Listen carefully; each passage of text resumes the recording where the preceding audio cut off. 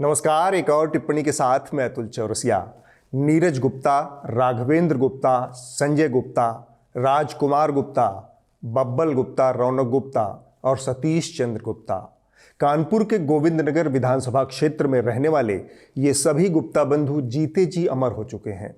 कानपुर शहर की सड़कों पर लगे इनके दांत चियारते हुए पोस्टर अगर आपने नहीं देखा तो जल्द से जल्द देख आइए।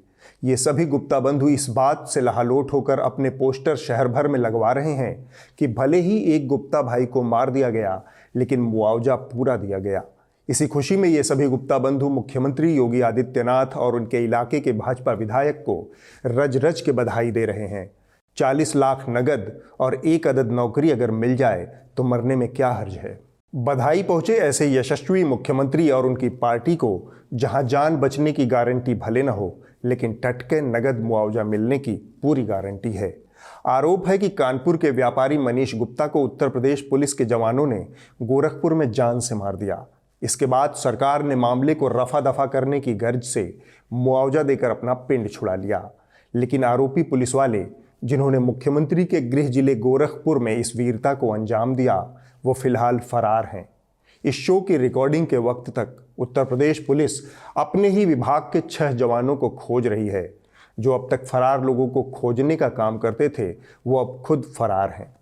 अब मैं कुछ नाम बताने जा रहा हूं, उन्हें याद कर लीजिए। जगत नारायण सिंह, अक्षय कुमार मिश्रा, विजय यादव, राहुल दुबे, कमलेश सिंह यादव और प्रशांत कुमार। ये उत्तर प्रदेश पुलिस के वो कर्मचारी हैं जिनके ऊपर मनीष गुप्ता की हत्या का आरोप है। ये सभी फरार चल रहे हैं। इनके ऊपर इन्हीं के विभाग ने 1-1 लाख रुपए का इनाम घोषित किया हुआ है। फरार 6 पुलिसकर्मी पर 1 लाख रुपए का इनाम रखा गया है। ये उस सूबे का सच है जहां के मुख्यमंत्री धमकी से नीचे बात ही नहीं करते।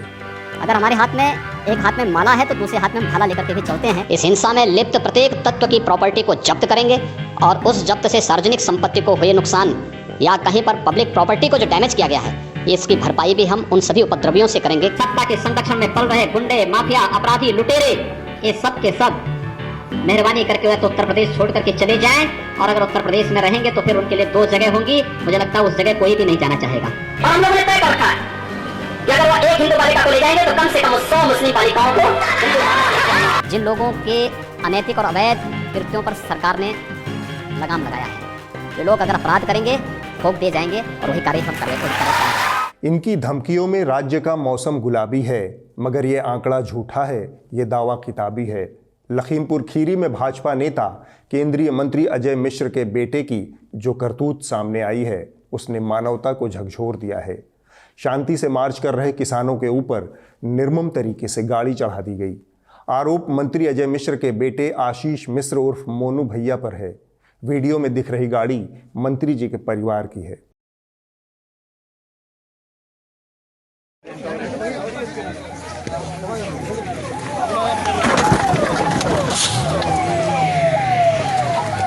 लेकिन यह गाड़ी चढ़ाने वाला वीडियो सामने आने के पहले बहुत कुछ हो चुका था।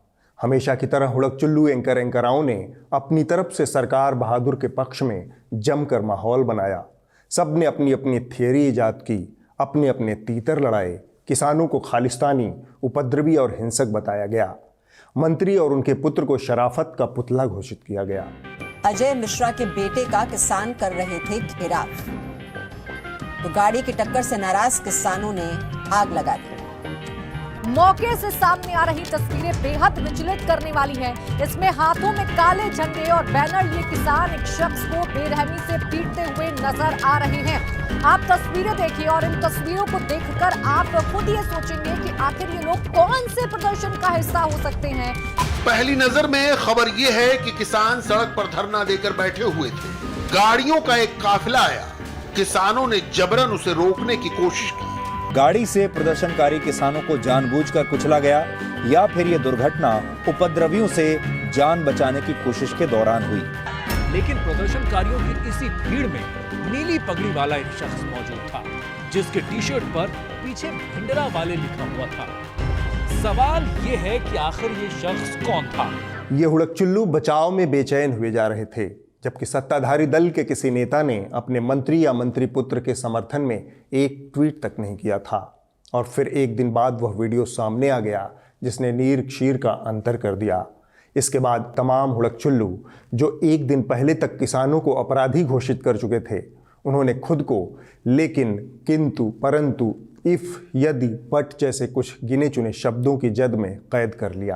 आप पर हमला हुआ बिल्कुल नाजायज है, किसी आदमी को जरा सी चोट लगी बिल्कुल नाजायज है, लेकिन आंदोलनकारियों ने भी तो लोगों को पीट कर मार डाला। ये वो वीडियो है जिसको लेकर देखिए ये लोग आगे बढ़ रहे हैं और पीछे से ये जीप आगे बढ़ती है। कई किसानों की उसके बाद 4 किसानों की गाड़ी के दौरान कर मौत हो जाती है। और लेकिन हर वीडियो ये बताती हुई कि किस तरह से परिस्थितियां वहाँ बेकाबू हुई, और ये भी दिखता है कि ये जब किसानों पर चढ़ी है गाड़ी, उससे पहले उसकी विंडशील्ड टूटी हुई है।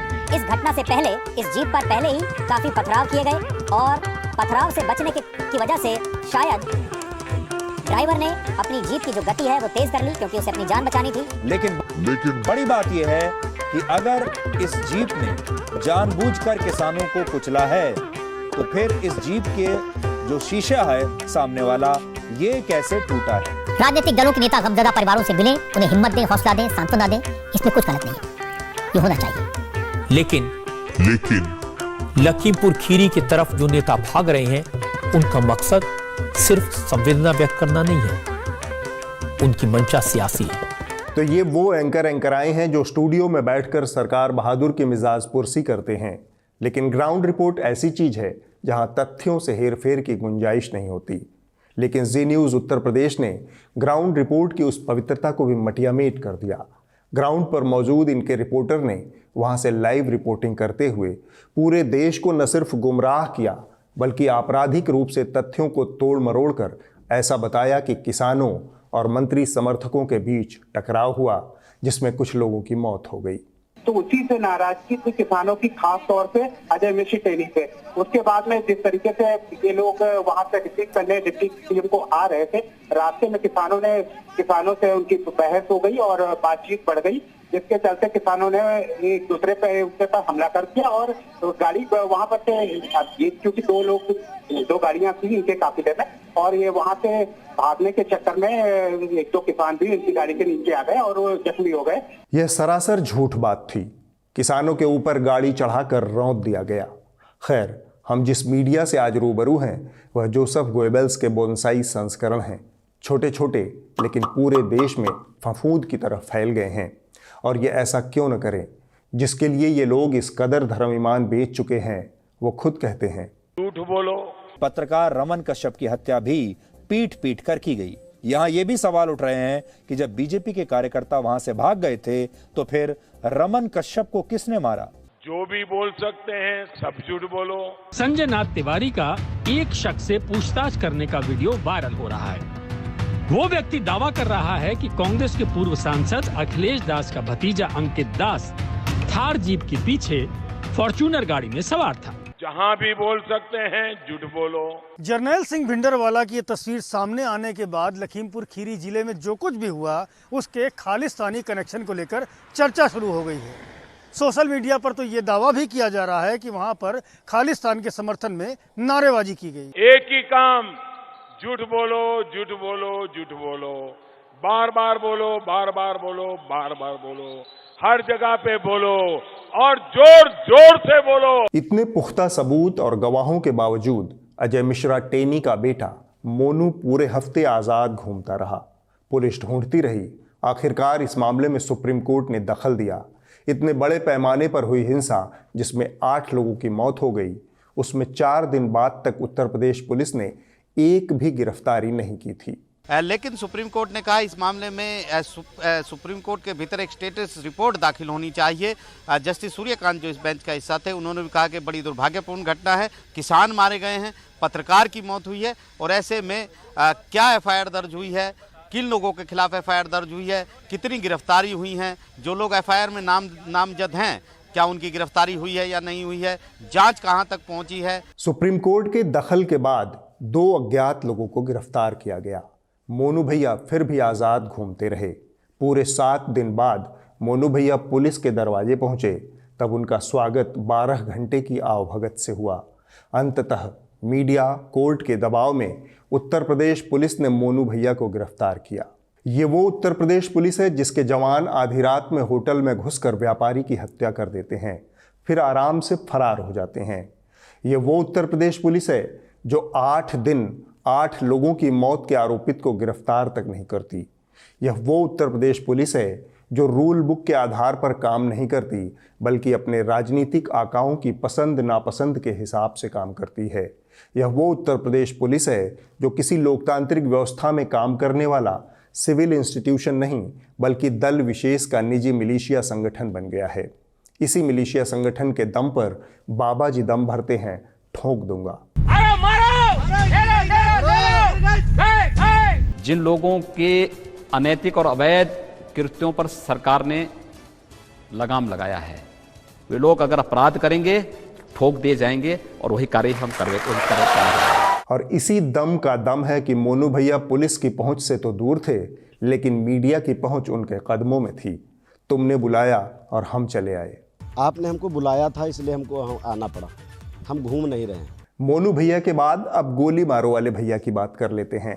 इंडिया टुडे के मंच पर मंत्री जी को अर्र पड़ गई, जमकर नाच गाना हुआ। आप खुद ही देख लीजिए।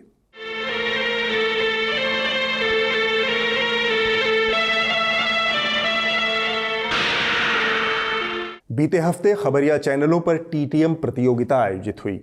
टीटीएम यानी ताबड़तोड़ तेल मालिश। मोदी जी की ताबड़तोड़ तेल मालिश, और इस मौके पर शर्मा जी का चैनल बाकियों से मीलों आगे निकल गया।